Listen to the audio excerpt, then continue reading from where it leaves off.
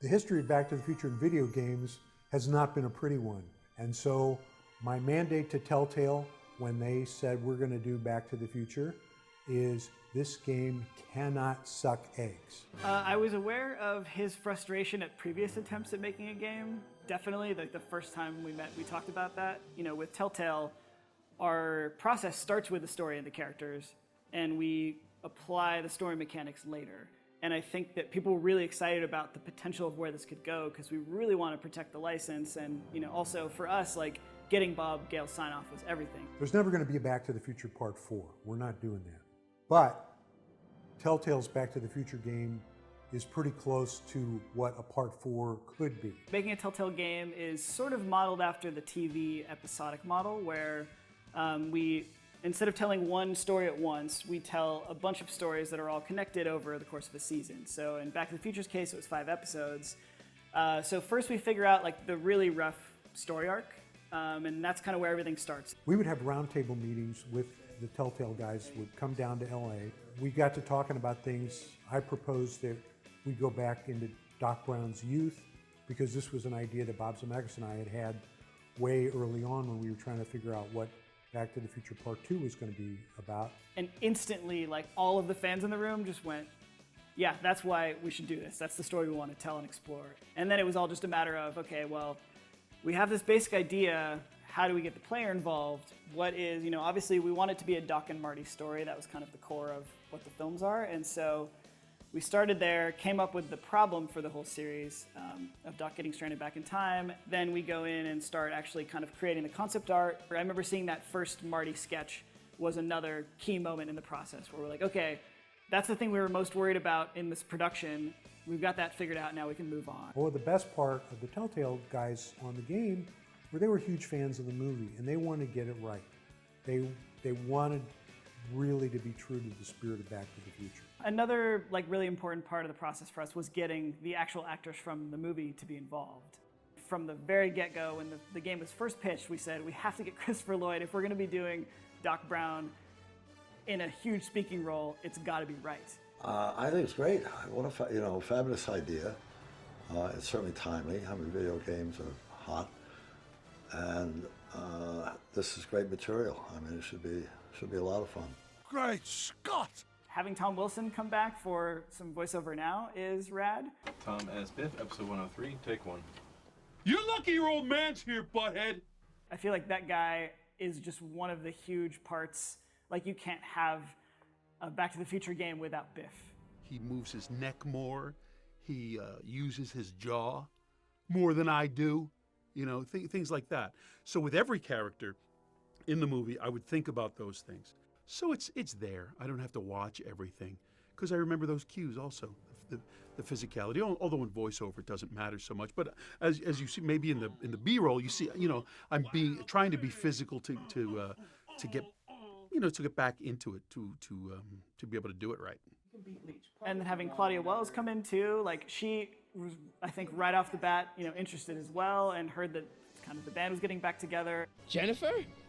What the hell? The coup of all coups was getting Michael J. Fox to participate and be the voice of one of the McFly ancestors. Well, yeah, so when we were trying to get all the cast together, we spoke with Michael J. Fox, but due to time commitments, couldn't be, you know, full-time like we needed him. But we got him to do the cameo, which was awesome. And I almost feel like that was a really, almost a cooler use of him nowadays. But then the search turned to how do we find someone to do a Marty who can just come in and be our main character, and it was a really big worry for a while. I voiced Marty McFly in Back to the Future, the game. That is what I did. Jesus Christ, Doc, you disintegrated Einstein! Pressure, yeah.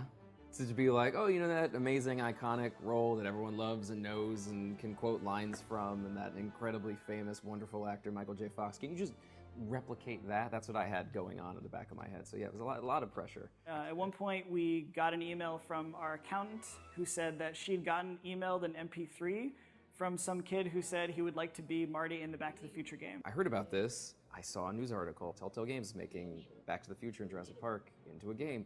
And I was like, wow, that looks awesome. I would love to be, you know, the voice of Marty McFly, but there's no way in hell that's gonna happen. And at the time, Telltale was a lot smaller, so you just have to Google Telltale to get like a list of phone numbers.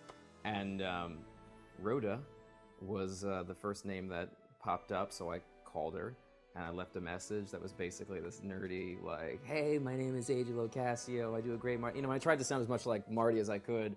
I was like, it's my density to have this role. But I remember it going across someone's desk, them hearing this audition and just saying, man, this kid sounds exactly like Michael J. Fox when he was young. Doc, you gotta listen to me. The bruise on your head, I know how that happened. You told me the whole story. It was almost no discussion. It was just kind of, yeah, we heard that MP3 that I think he recorded on like a Rock Band microphone with like, it was just insane, but it was that good. AJ's Marty McFly is damn near flawless. When I heard his voice, I couldn't believe it. I mean, I listened to it, and if I didn't know that this was not Michael, I would have assumed it was. He was such a crucial piece to have that energy throughout the entire series, so it was amazing working with him. I was obsessed with the movies growing up, like obsessed with Back to the Future. So it was something that was always in the back of my head. It was just a silly party trick at, you know, what went from a social thing to party trick to actually becoming very useful. So, Jennifer. Uh-huh. What do you think of me? I don't. Working on this from a fan perspective was the most pressure I've ever felt on anything. Trying to invent a way where we can pull you along through the story and then use dialogue options where you get to choose what Marty's going to say. And I think that's the kind of the hook for us, is giving you a situation and then saying, well, here's 3 different ways or 4 different ways that Marty could possibly react. If you were playing Marty, what would you do? And I think that it allows people to really author their own story. Telltale's Back to the Future game is the only game that deserves to be called Back to the Future. It's very true to the spirit of the movies. The voice acting is terrific. The characterization is great. And with the new consoles, the game is just going to sparkle and jump off the screen. Bringing this game to a new generation, even though it's not that old, is actually super exciting. Like getting to debut it again on all the new platforms.